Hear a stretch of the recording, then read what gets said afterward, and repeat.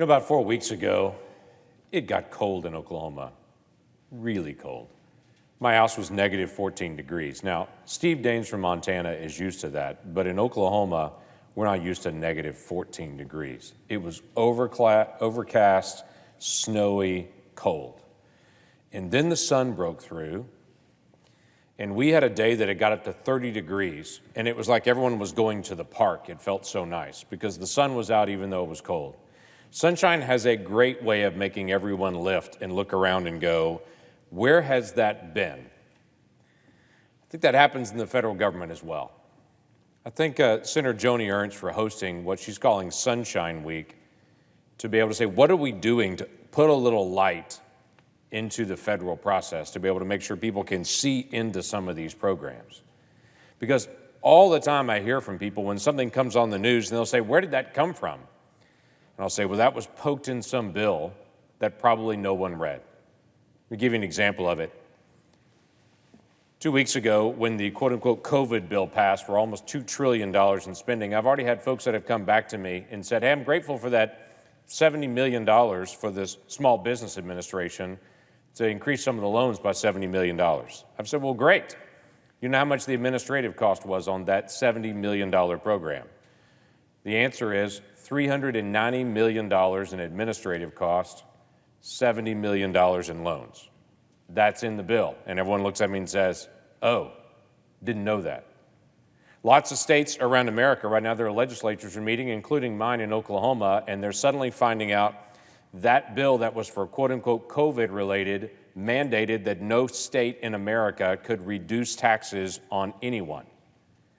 And lots of states are going, wait a minute, we were planning on reducing taxes on working families in certain targeted areas, and they're finding out, nope, you can't do that. And they'll say things like, I didn't know that was in the bill, because there wasn't any sunshine on that bill.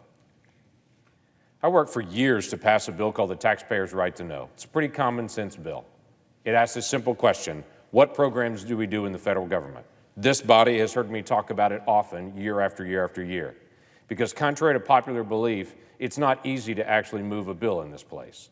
And some things that are very common sense take forever. This was my simple bill. The federal government, every agency, has to list every program that they do, how many employees they hired to do that program, what is the cost of the program, and is the program evaluated? If it is, just put the evaluation numbers with the program. Why would I say that?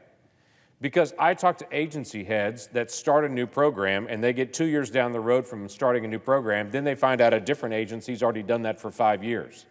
And then we get together and find out a third agency started that 10 years ago. And none of them knew about the other program. Now, before you think that doesn't happen, oh, yes, it does. It happens all the time. Not only that, when I want to ask a simple question to say, how many options do we have for whatever it may be? How many programs do we have for STEM education, for instance? How many different incentives have we put out there, and how many agencies are helping provide greater STEM education?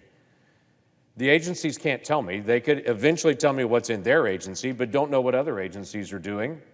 And when I go to the GAO, the Government Accountability Office, and ask them, their answer is, I'll get you an answer back in about 18 months. 18 months before they can tell me how many STEM programs we have in the federal government. I should be able to do an internet search and get that in 18 seconds, not 18 months.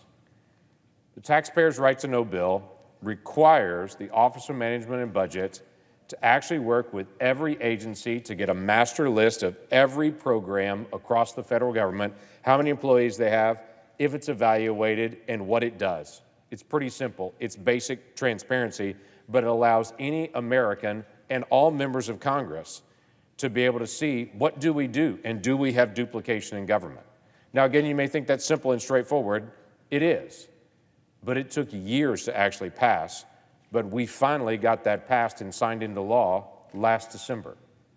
And when I met with Gene Dodaro, who heads up GAO, and asked him about it, because he has also been an advocate for that for years, he said, we need an unequivocal commitment from the Office of Management and Budget to implement this properly, because we've got to actually get this done.